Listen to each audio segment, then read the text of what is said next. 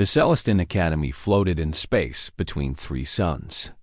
It was the most famous school in the entire galaxy.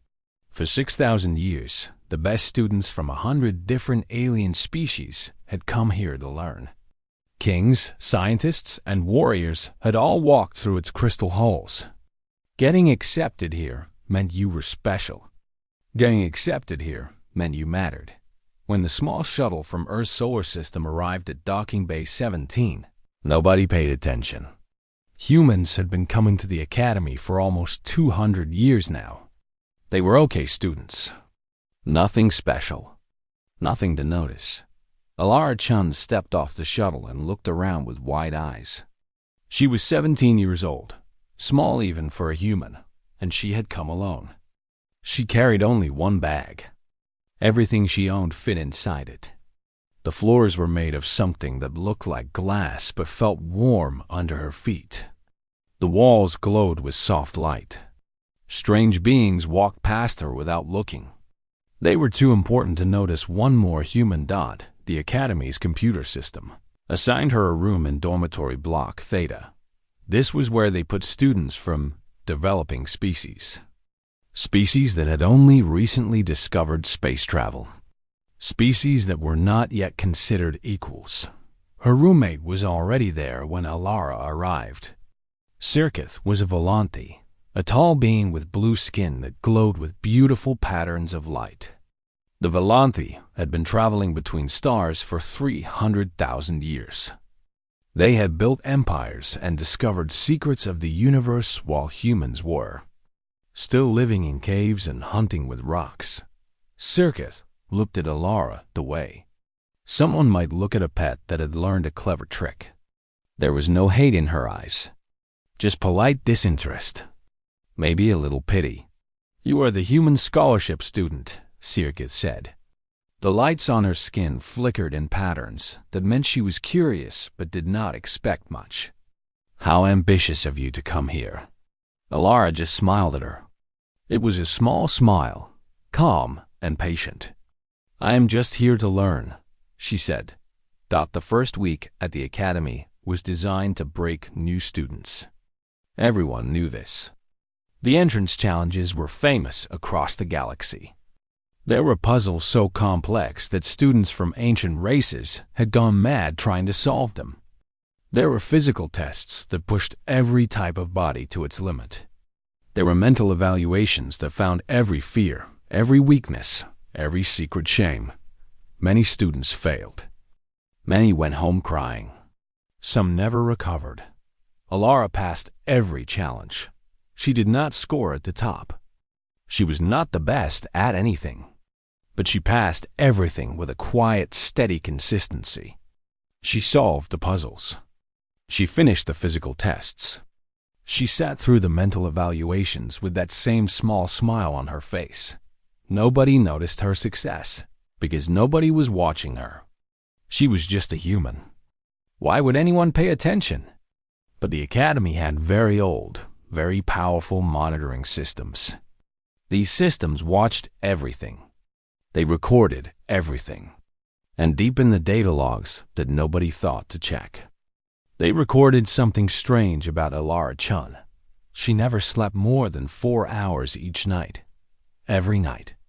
While her roommate rested and the dormitory was quiet, Alara was awake. She moved through the academy's halls like a ghost. She found the training rooms and used them alone in the darkness. She found the libraries and read until her eyes burned. She watched the other species, studied how they moved, how they fought, how they thought. She was learning. Always learning.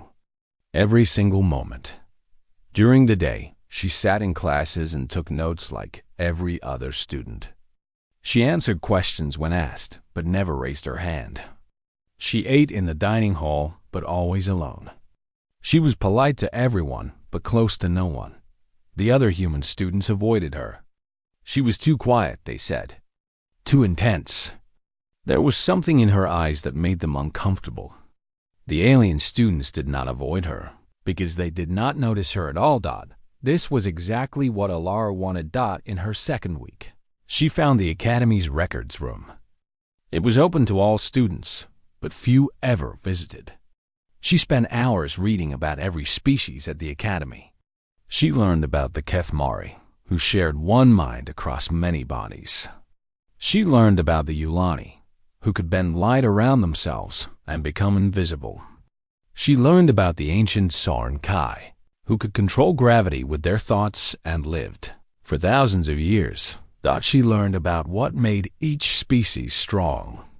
More importantly, she learned about what made each species weak. One night, a Sorenkai professor found her in the training room at 3 in the morning. The professor was old even by Sorenkai standards.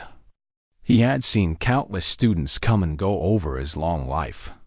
He floated in the doorway and watched this small human girl practicing combat moves over and over and over.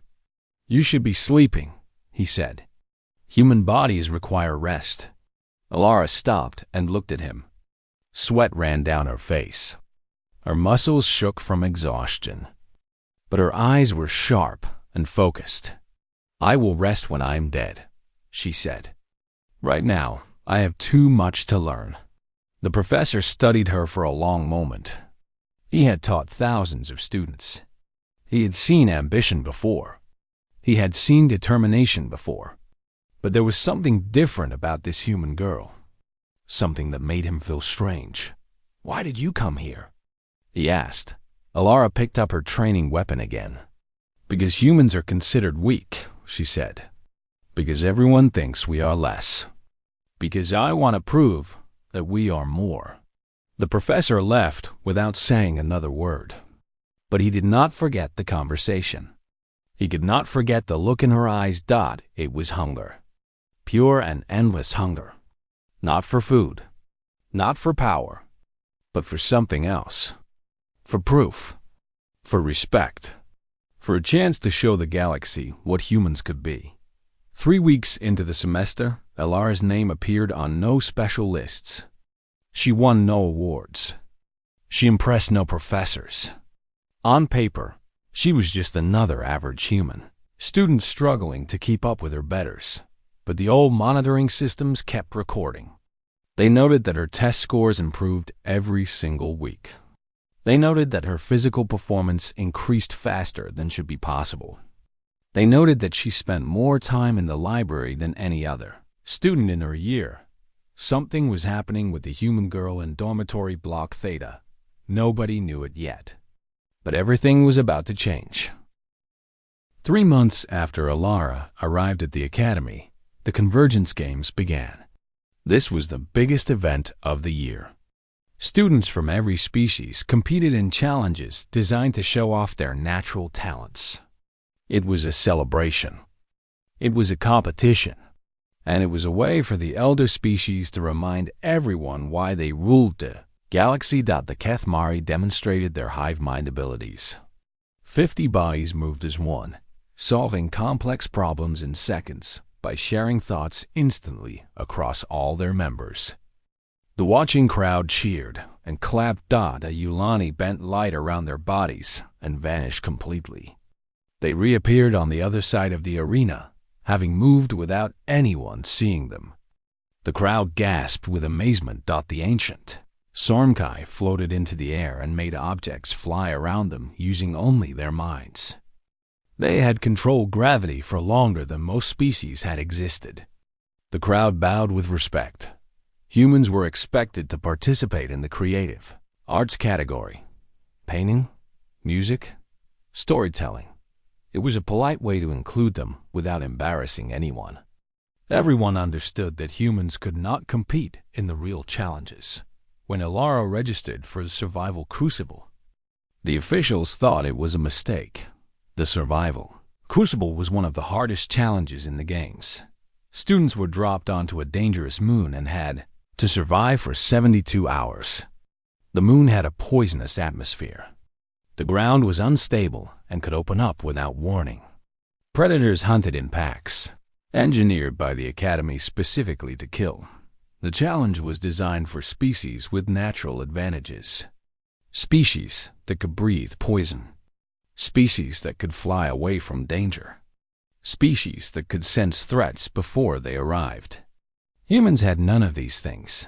Professor Vethan, a being made entirely of living crystal, reviewed Alara's application himself. He had taught at the academy for 900 years. He had never seen a human try to enter the crucible. "Child," he said to Alara, his crystal body glowing with confusion, "this challenge is not suitable for your species. Humans are fragile. You have no special abilities. You will die." Alara looked at him calmly. "I understand the risks. Do you?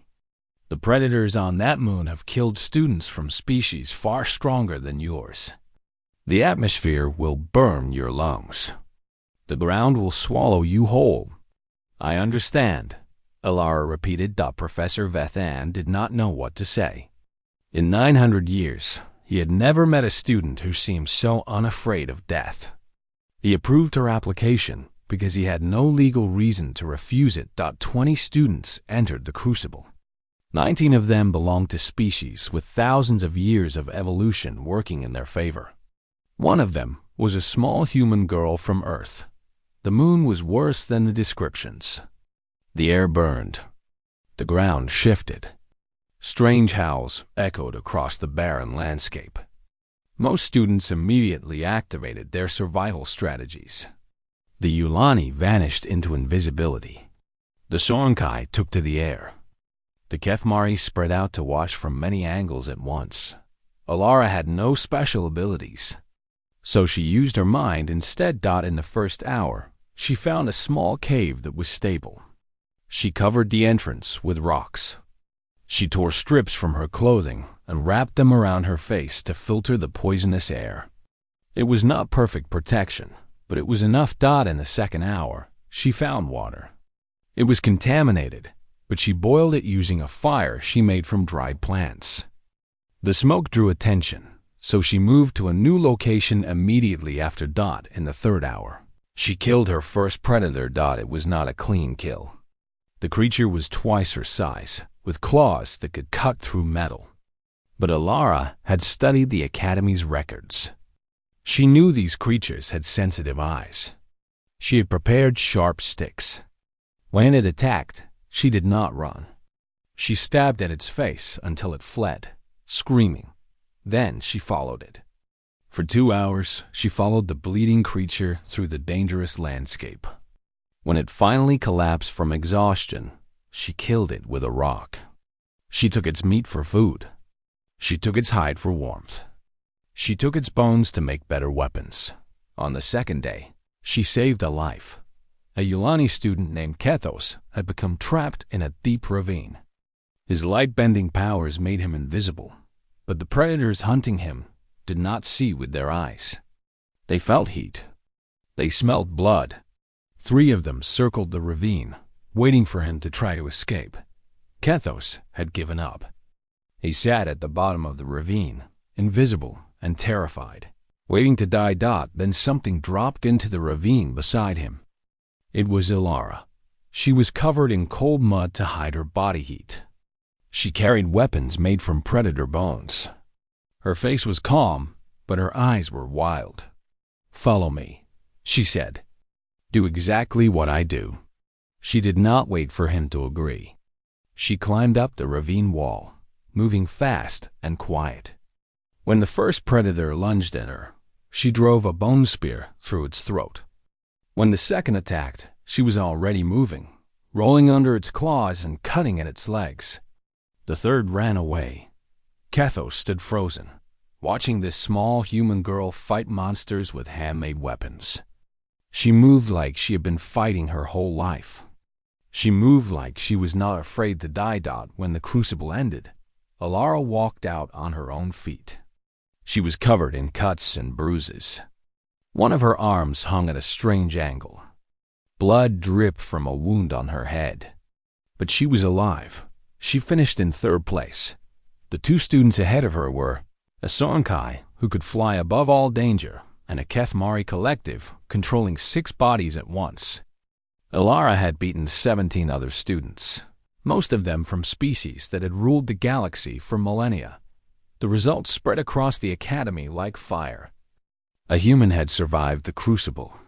A human had fought predators with her bare hands. A human had refused to die. Sirkith, Alara's roommate, was waiting when she returned to the dormitory. "You are insane," Sirkith said. The lights on her skin flickered with emotions she could not name. Alara sat down on her bed carefully, trying not to hurt her broken arm. "Maybe," she said. "Why did you do it? You had nothing to prove. You could have died." Alara looked at her roommate for a long moment. "I had everything to prove," she said quietly. "And dying was never the worst option. The worst option was being forgotten." From that day forward, the Academy watched Alara Chun very closely. She was no longer invisible. She was no longer just another human. She was something else, something unusual. The lecture hall was full. 300 students from 40 different species sat in rising rows of seats, all looking down at the central stage. This was advanced xenobiology, taught by Professor M. Teaching, a being with dozens of tentacles and an eye on each one. The professor had studied life forms across the galaxy for longer than humans had existed as a species. Today's lesson was about biological advantages. Why some species ruled the stars while others were still learning to walk.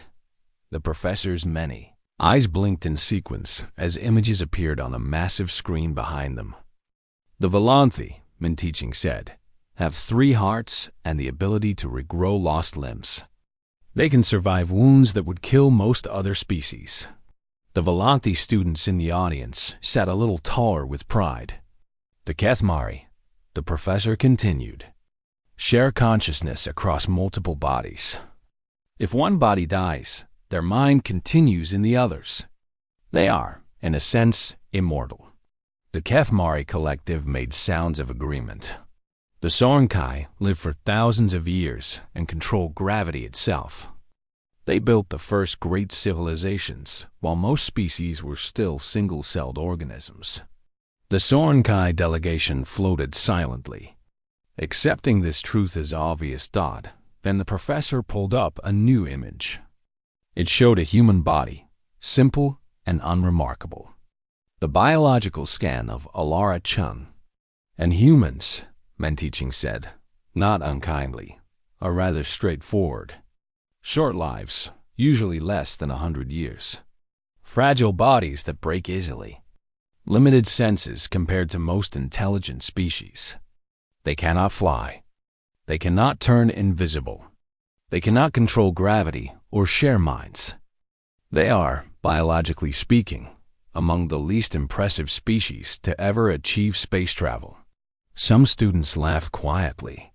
Alara sat in her usual seat, her face showing nothing. "May I add something?" she asked, raising her hand. Min Teaching's many eyes turned to look at her. The professor's tentacles waved permission. This would be interesting, at least. Alara walked down to the front of the lecture hall. 300 pairs of alien eyes watched her. Some with curiosity, some with pity, some with amusement at what this fragile little creature could possibly say. She stood at the center of the stage and took a deep breath. "You are right that we are short-lived," she began. "The average human lives may be 90 years. Many of you will live for centuries. Some of you will live for thousands of years." She looked around the room slowly. "But that is exactly why we are dangerous." The word hung in the air. Dangerous. No one had ever called humans dangerous before. "We do not have time to be slow," Alara continued. "Every human you have ever met has been operating on a deadline. We know, from the moment we are born, that our time is limited. So we do not waste it. We compress thousands of years of learning into a few decades. We push ourselves harder because we know we cannot afford to rest." She pulled up a new image on the screen. It showed the human cardiovascular system. "Our bodies are not as strong as yours," she said. "But they have one thing that most species lack: endurance. We can run for hours without stopping. Not fast, but continuous. On ancient Earth, we hunted animals by simply following them until they collapsed from exhaustion. We call it persistence hunting. Most species are built for speed, for quick bursts of power. Humans are built to never stop. The room was very quiet now. Our bones break easily, yes, but they heal. Our skin tears, but it repairs itself. We get sick, but we develop immunity. We have survived ice ages that killed 90% of our population. We have survived plagues that wiped out half our species. We have survived wars, famines, and disasters that should have ended us forever. She met the eyes of the Sonkai delegation directly. You have had 300,000 years to build your civilization. Humans have had 10,000. In that time, we went from living in caves and making fire with sticks to standing in this room with you. We did not achieve this because we were smarter. We did not achieve this because we were stronger. We achieved this because we were desperate. Alara's voice grew harder. We know we are running out of time. Always. Every single day. So we push. We fight. We refuse to accept our limits. Other species see a problem, and they think about it for 100 years. Humans see a problem, and we throw ourselves at it until it breaks, or we do. Professor May teaching made a sound of disturbance. You speak as if this urgency is an advantage. Alara smiled. It was not a warm smile. It is the greatest advantage of all, she said. You have been at the top for so long that you have forgotten what it feels like to be hungry. You have lived so many centuries that you have lost the ability to hurry. You see tomorrow as guaranteed. We see it as stolen time that we must earn. She turned to address the entire room. Humans are not the strongest species. We are not the smartest. We are not the oldest or the wisest. But we are the most stubborn creatures in the entire galaxy. We looked at a universe that wanted to kill us, and we said no.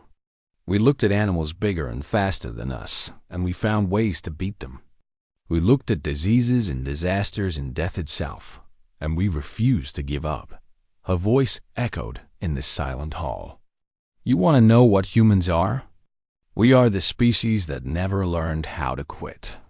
We are the species that keeps getting back up no matter how many times we fall.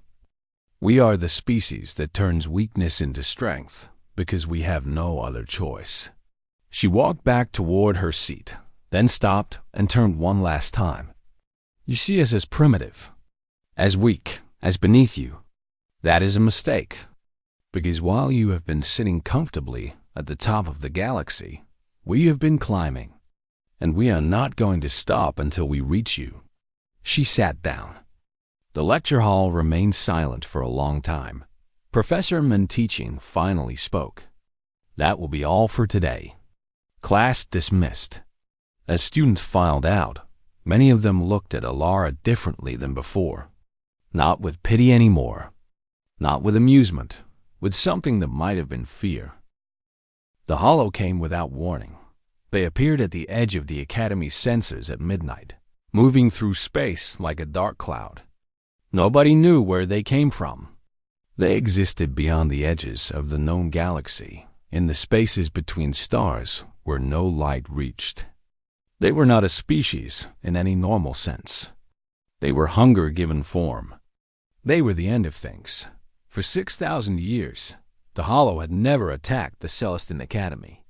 Its defenses were legendary. Its location was secret. Its shields had been designed by the greatest minds of 100 civilizations. Working together, the shields lasted 4 hours.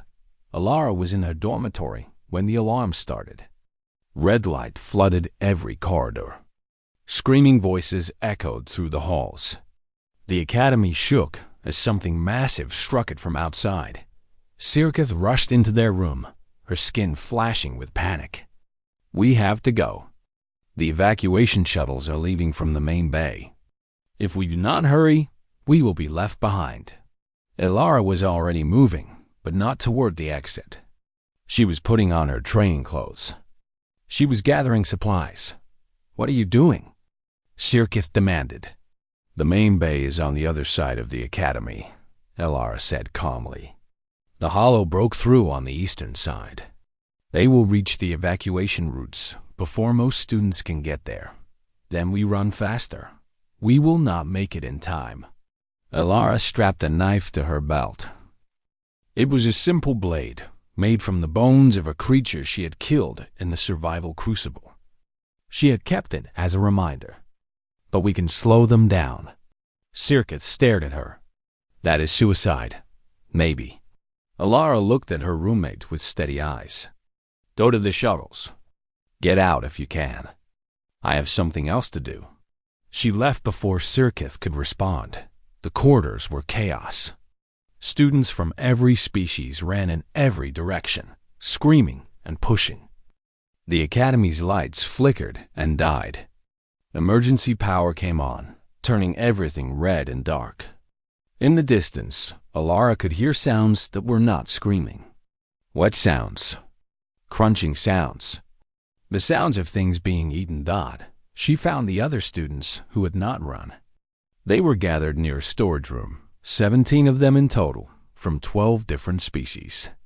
Most of them were from the developmental dormitories. The ones nobody had thought to evacuate first. The ones nobody cared about. A young Velanti was crying. A Kethmari body lay dead on the floor. Its connection to its collective severed. A Yulani student flickered in and out of visibility, unable to control his light-bending powers in his fear. Elara walked into the center of the group. Listen to me, she said.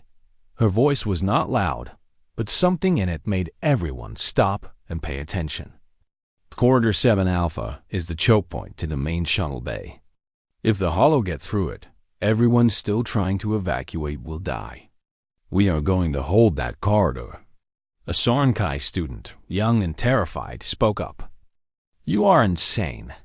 The hollow cannot be stopped. Even our elders cannot fight them. Then your elders have never tried hard enough. Elara started handing out weapons from the storage room. Training swords. Emergency tools. Anything sharp, anything heavy. We are not going to defeat them. We are going to slow them down long enough for the shuttles to escape. We will die, another student said. Probably. Elara met their eyes one by one. But we will die fighting. And every minute we hold that corridor is another minute for someone else to survive. She did not give speeches about glory or duty. She did not promise them anything. She simply told them the truth and waited to see who would follow. 15 of them followed her. 2 ran for the shuttles. Elara did not judge them. They reached Corridor 7 Alpha just before the hollow did. Elara positioned her fighters based on their abilities. The Yulani would use their invisibility to strike from hiding. The Volanthi would use their strength to hold the center. The Sonkai would use their gravity powers to push the enemy back when needed. Stay close to each other, Elara told them. Do not try to be heroes. Cover each other. Fall back when you have to. But do not let them through. The first hollow came around the corner, and Elara understood why the galaxy feared them. It was darkness made solid. It moved like smoke but hit like stone. Where it touched, things died. The walls turned black and crumbled. The lights went out. The air grew cold. Elara attacked first. She moved faster than any human should have been able to move. Her bone knife cut into the creature's form, and for a moment, it seemed surprised. It should not have felt pain. It should not have slowed down. But it did. They can be hurt. Elara shouted. Do not stop fighting. The battle lasted 11 hours. Time lost all meaning. The hollow came in waves. Sometimes there were 3. Sometimes there were 20. They died when hit hard enough, but they killed just as easily. Students fell. The Kethmari lost another body. A Volanthi was pulled into the darkness and did not return. Elara was wounded in the first hour. A slash across her ribs that should have put her down. She kept fighting. She was wounded again in the third hour. A blow to the head that left blood running into her eyes. She kept fighting. By the sixth hour, she had been injured so many times that her clothes were more red than any other color. She kept fighting. The remaining students watched her with something beyond amazement. She should have been dead. Any other being should have been dead. But she stood in the center of the corridor, covered in wounds, and she refused to fall. How is she still standing? The Sonkai student whispered that no one had an answer. When the final wave came, there were only 8 defenders left. Alara stood at the front, barely able to lift her weapon. The Hollow approached slowly, as if confused. They had consumed thousands of civilizations. They had never met anything that kept getting back up. Alara smiled at them. It was a terrible smile, bloody and wild. "Come on," she whispered. "I am not done yet." The Hollow stopped. For a long moment, nothing moved. Then they retreated. They pulled back into the darkness, leaving the corridor behind. The creatures that had never known defeat had chosen to leave rather than face this broken, bleeding human girl. The evacuation shuttles finished loading. Thousands of students escaped. Because 17 young people from species nobody considered important had held a single corridor for 11 hours because one human refused to die. The aftermath brought attention that Alara had never wanted. She woke up in a medical bay 3 days after the battle. Her body was wrapped in healing bandages that glowed with technology far beyond anything humans had created. Machines beeped softly around her. The air smelled clean and sterile. A Volanti doctor was the first to speak to her. "You should be dead," she said, checking the readings on the medical equipment. "By every biological measurement we have, you should have died at least 6 times during the battle. Your blood loss alone was fatal. Your injuries were fatal. The stress on your heart was fatal." Alara tried to sit up, but could not manage it. "How many made it out?" 94% of the academy evacuated successfully, thanks to you and the others who held the corridor." The doctor paused. 7 of your 17 fighters survived. They are all being treated. 7 survivors. 10 dead. Students who had followed her into a battle they could not win, and died there. "I want to see them," Alara said. "Later. First, you have visitors." The visitors turned out to be the most powerful beings in the known galaxy. The Galactic Council had sent representatives from every major species. They floated, walked, slithered, and phased into the medical bay until it was crowded with creatures that ruled entire star systems. The Academy's Grand Chancellor came last. She was a being made of pure energy, older than human civilization, older than most species in the room. She glowed with a soft blue light that made Alara's eyes water. "Alara-chan," the Grand Chancellor said. Her voice was like music and thunder combined. "We have questions. Ask them. Our researchers have analyzed the battle. They have studied the recordings, the biological data, the testimony of survivors."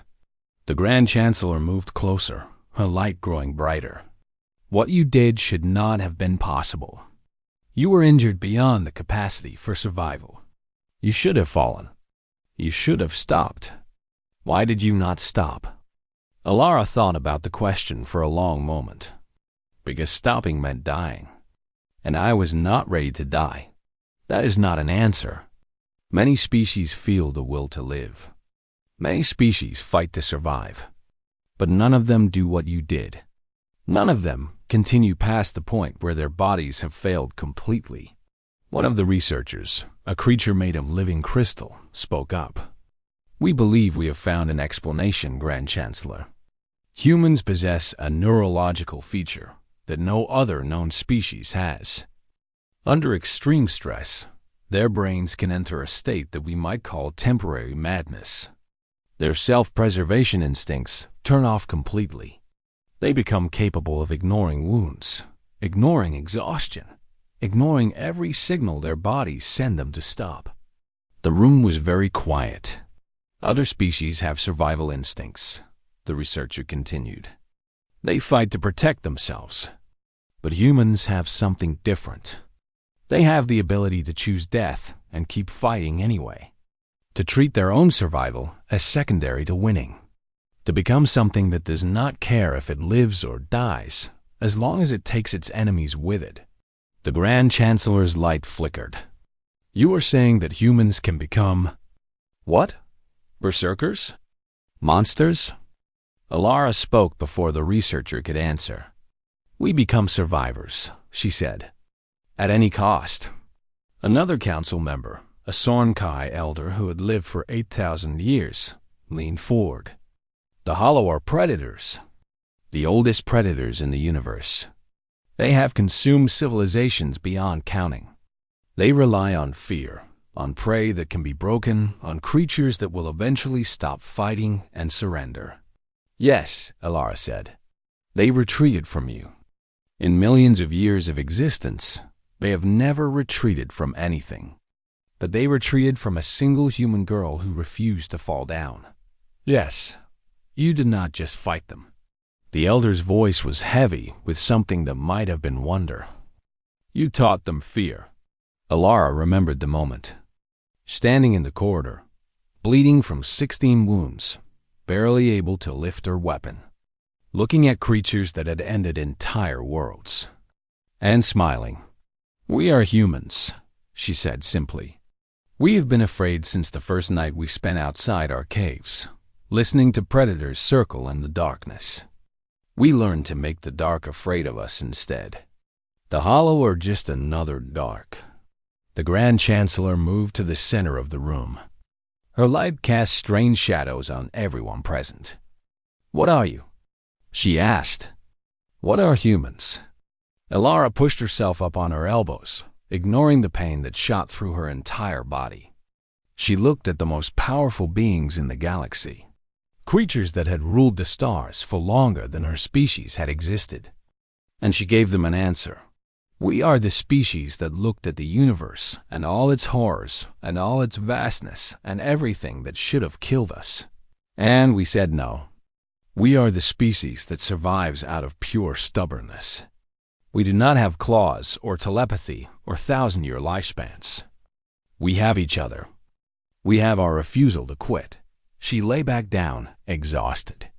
We are unusual. And the galaxy is just starting to understand what that means.